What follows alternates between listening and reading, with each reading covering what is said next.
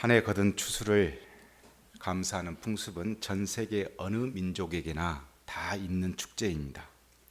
우리나라도 추석 때가 되면 추수를 감사한 그런 명절을 보내고 있습니다. 그런데 모든 나라와 민족들에게 공통적으로 나타나는 추수 감사의 특징이 하나 있습니다. 그것은 절대로 추수를 감사할 때 혼자 하지 않는다는 것입니다. 가족과 함께, 그리고 마을 사람들이 함께 모여서, 그리고 민족과 민족이 서로 함께 축하를 보냅니다. 왜 모든 공동체가 함께 추수감사 축제를 보낼까? 이 추수는 혼자 이루어진 결과물이 아니기 때문에 그렇습니다.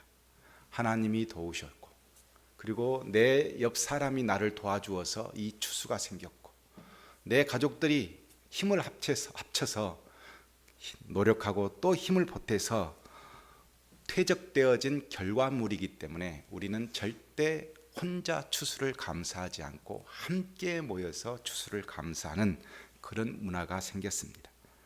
하나님은 모세를 통해 이스라엘 백성에게 3대 명절, 3대 절기를 지키도록 명령하셨습니다.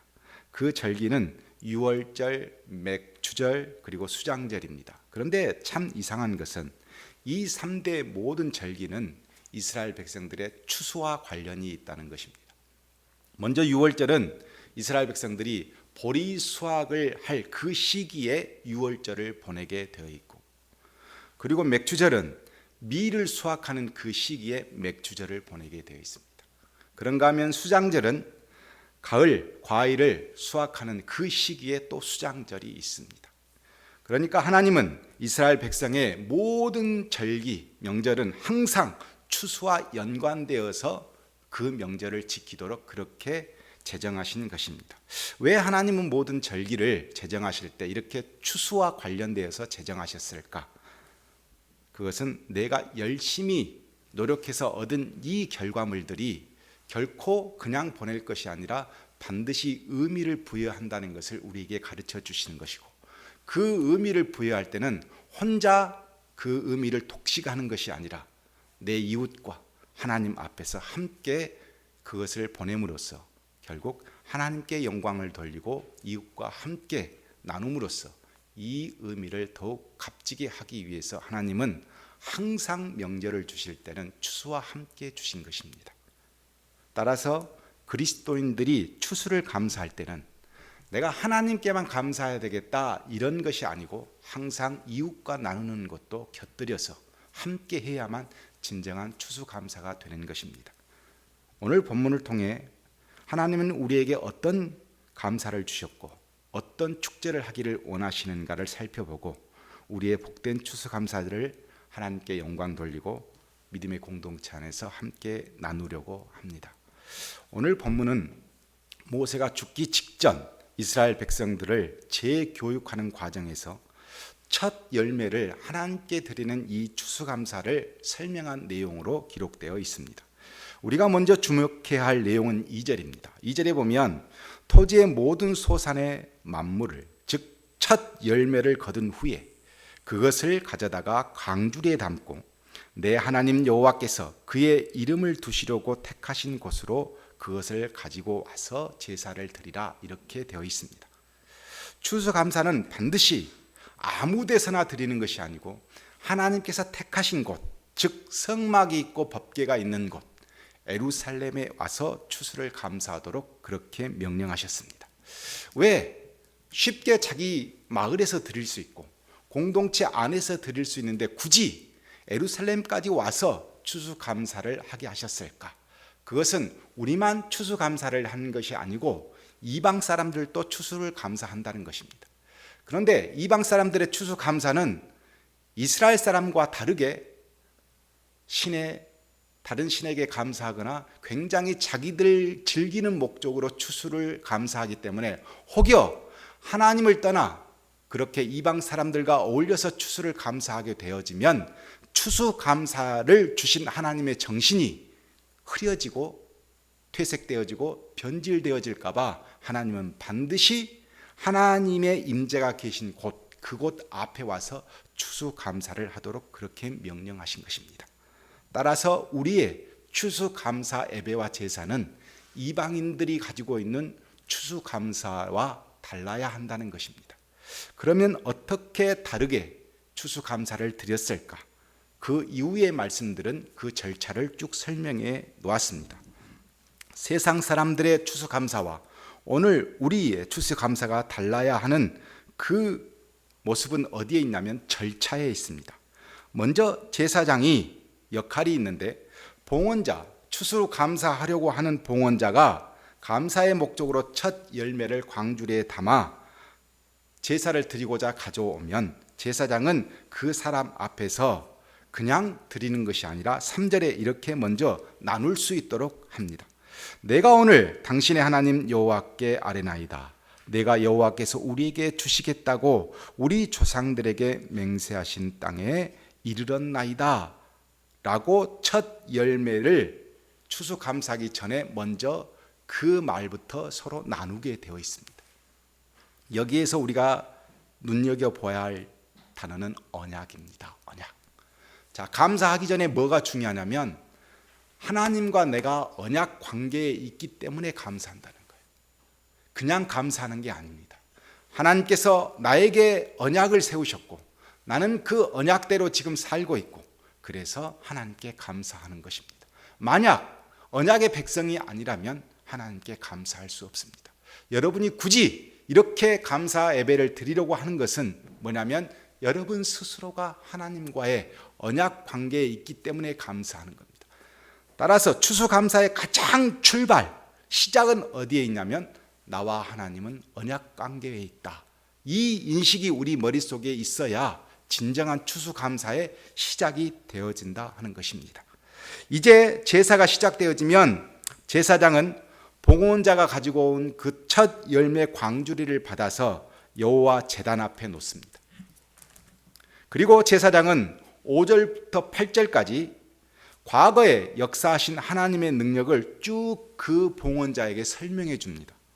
먼저 5절부터 6절까지 보면 이렇게 설명합니다. 너는 또 내 하나님 여호와 앞에 아뢰기를 내 조상은 방랑하는 아람 사람으로서 애굽에 내려가 거기에서 소수로 거류하였더니 거기에서 크고 강하고 번성한 민족이 되었는데 애굽 사람이 우리를 학대하며 우리를 괴롭게 하며 우리에게 중노동을 시키므로 라고 설명해 줍니다. 자, 제사장이 왜 이런 설명을 할까? 자, 너는 원래 이스라엘 백성들은 방랑하는 백성이었다. 방랑하는 백성이 어떤 겁니까?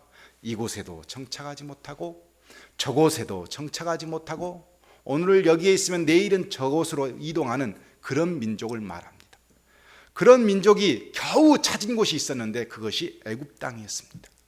그런데 애굽 땅은 어떤 곳입니까?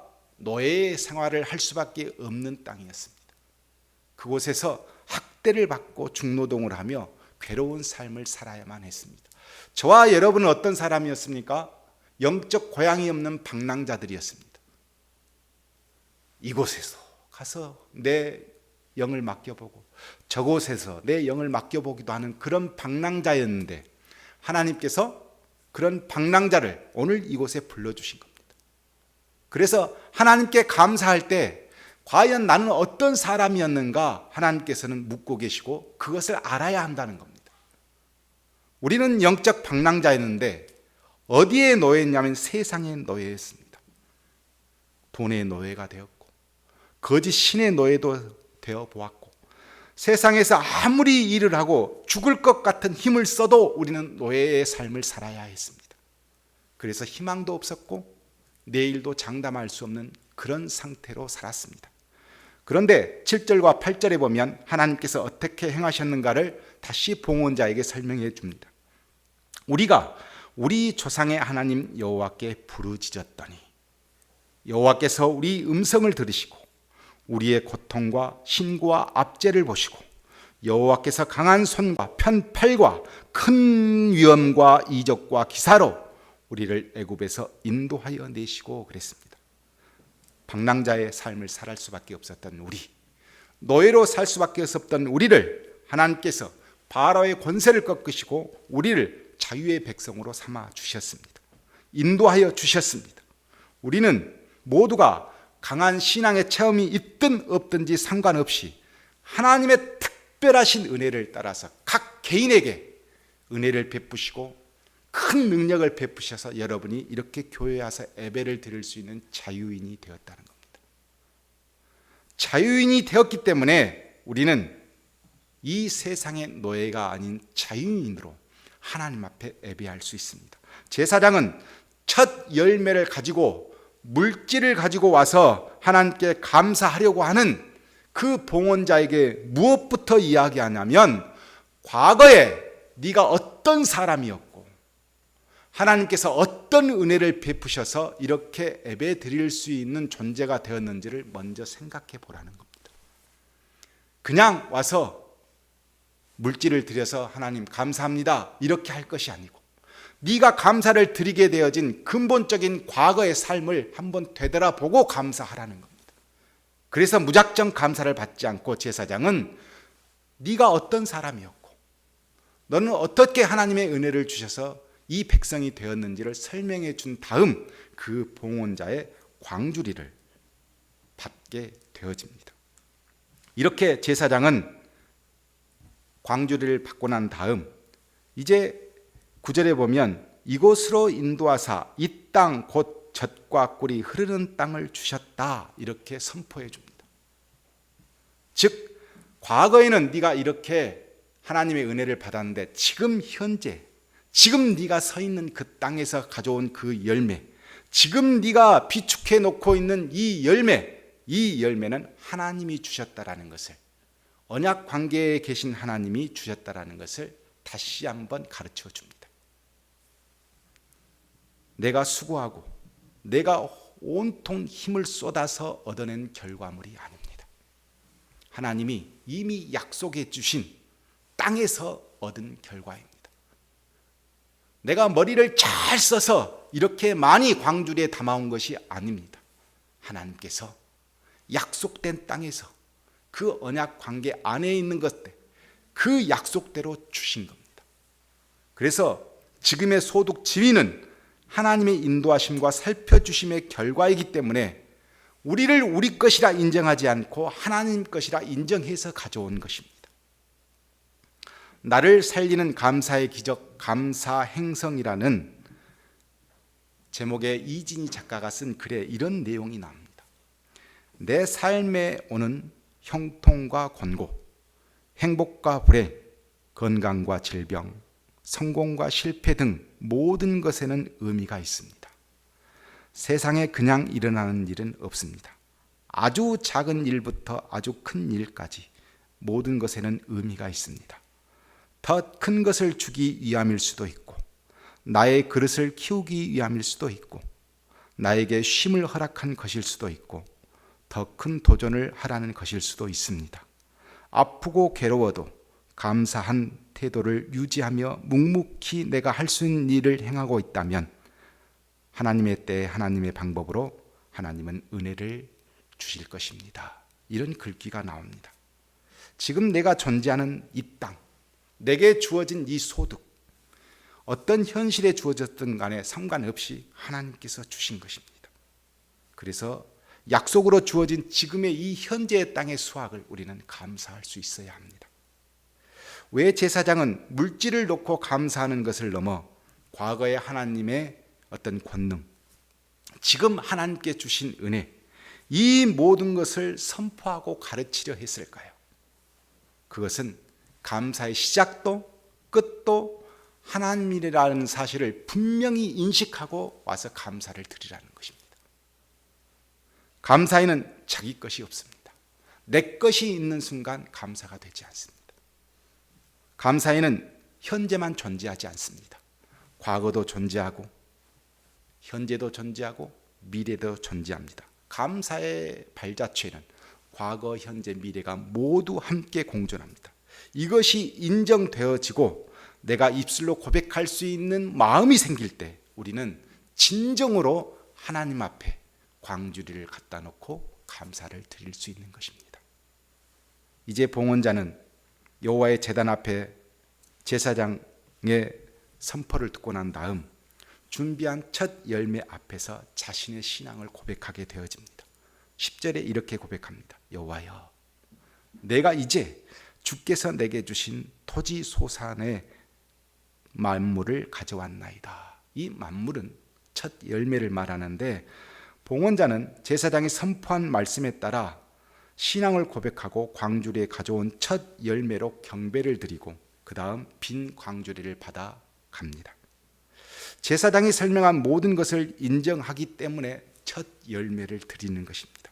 이렇게 하나님께 제일 먼저 첫 소득, 첫 열매를 드리는 것은 과거, 현재 모두 하나님께서 나와 함께 하셨다. 나에게 은혜를 주셨다. 내 인생의 모든 것은 하나님의 것이라는 것을 간증할 수 있을 때 우리가 완전하게 드릴 수 있습니다. 이렇게 하면 추수감사가 다 끝난 것이 분명합니다. 그런데 11절에 마지막 축제가 남아 있습니다. 내 하나님 여호와께서 너와 내 집에 주신 모든 복, 즉 오곡백과 이것으로 말미암아 너는 레위인과 너희 가운데 거류하는 객과 함께 즐거워할지라 그랬습니다. 오늘 감사 제사는 소제입니다. 소제는 뭐냐면 다른 제사는 동물을 잡아서 소나 양이나 이것을 잡아서 하나님께 드리는 제사인데, 이 제사는 곡식으로 드리는 제사입니다. 그래서 소제라고 합니다. 이 곡식으로 드리는, 농수산물로 드리는 이 제사는 레위기 2장 3절에 보면 소제물에 남은 것은 아론과 그의 자손에게 돌릴지니 이는 여호와의 화제물 중에 지극히 거룩한 것이니라 그랬습니다. 소제로 드리고 난 다음 이렇게 드려져 남은 것들은 누가 가져가냐면 일반 백성들이 가져가지 못하고 레위인들, 제사장들이 그것을 가져가다가 축제를 벌이게 되어져 있습니다. 원래 소제는 그렇게 해야 됩니다. 그런데 오늘 본문에서 참 유별나게 추수감사로 드려진 소제는 모든 레위인, 거류하는 이방인들 할 것 없이 모든 사람들이 함께 나누어서 축제하라고 합니다. 원래 소제물은 거룩한 것입니다. 이 거룩한 소제물을 하나님께서 주셔서 얻은 것인데, 그래서 레위인들과 제사장들만 먹어야 되는 것이 분명한데 모든 사람이 함께 누리라고 하는 것은 하나님 앞에 드려진 이 거룩한 것을, 이 추수를 함께 누리는 것이 가장 거룩한 제사이기 때문에 그렇습니다. 독점하는 것이 아니고 나만 감사하는 것이 아니고 모든 사람들이 함께 감사할 수 있을 때 이 추수 감사는 가장 거룩한 제사가 되어집니다. 추수 감사는 하나님께 드려지지만 우리가 함께 누릴 때 값진 감사가 되는 것입니다. 말씀을 마치겠습니다. 고린도전서 11장에 보면 사도 바울은 교회 공동체 안에서 거룩한 만찬 모임에 대해 유익하지 못한 해로움이다, 고린도 교인들에게 그렇게 경고했습니다. 그 내용을 제가 보니까 어떤 내용이냐면, 초대교회 사람들은 예배를 드릴 때 저녁에 드렸던 모양이에요. 저녁에 드렸는데 이렇게 먼저 모인 사람들이 만찬을 했습니다. 먼저 만찬을 다 하고 예배를 드렸어요. 만찬을 하는데 보니까 거기에는 유력한 사람들도 있고 부자도 있고 굉장히 권력층도 있고, 그런데 노예가 나중에 들어와요. 천민이 들어옵니다. 이 사람들과 함께 만찬하는 것이 이 사람들에게 별로 좋지 않았어요. 기분이 안 좋았어요. 그래서 그 사람들은, 노예나 천민들은 일정한 일과 시간이 아니면 올 수 없잖아요. 그러니까 미리 자기들끼리 모여가지고 만찬을 다 한 다음, 그 다음 노예와 천민들이 오면 그냥 바로 예배를 드린 거예요. 이것이 바울의 귀에 들렸습니다. 바울이 생각하기를 자기들끼리, 마음에 맞는 사람들끼리 어렵고 힘든 사람들을 배제하고 드리는 그 만찬이 하나님께서 함께 하신 만찬일 수 없다는 것을 알게 된 겁니다. 그래서 경고했습니다. 그 예배는 바울의 말하면 유익하지 못한 해로움이 될 뿐이다, 그렇게 말했습니다. 우리가 어떤 감사와 어떤 만찬을 준비하든 모든 사람이 함께하지 못한다면 하나님은 절대로 즐거워하지 않습니다. 마태복음 5장에 예수님께서는 이런 말씀을 하셨습니다.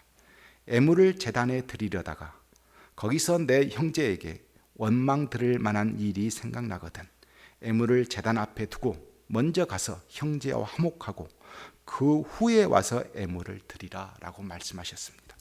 하나님께 애물을 드린다는 것은 감사하는 마음도 헌신하는 마음도 모든 것이 합하여 드리는 겁니다. 그런데 그 애물 드림에 있어 공동체적 형제가 빠진다면 그 감사와 찬양은 헛것이 되는 것입니다.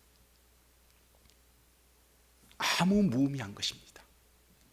우리 그리스도인들이 정말 하나님께 감사하려고 하면 하나님께만 감사하는 것이 아니라 이웃과 함께 나눌 수 있는 감사가 되어질 때 하나님은 그 감사를 기뻐하십니다.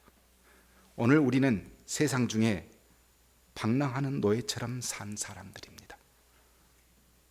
자유를 주신 하나님, 그 노예에서 해방시켜 주신 하나님께 감사해야 되겠다 하는 마음이 우리 밑바탕에 있고, 그리고 준비되어진 광주리를 하나님께 드리고 그 은혜를 찬양할 때 하나님은 기뻐하십니다. 그것으로 끝나지 않고 이 바쳐진 하나님께 드려진 모든 애물을 함께 나누고 기뻐하는 것이 진정한 추수감사 예배입니다. 그 예배가 우리 교회 안에, 여러분의 가정 안에, 그리고 스스로에게 늘 쌓여 있기를 주의 이름으로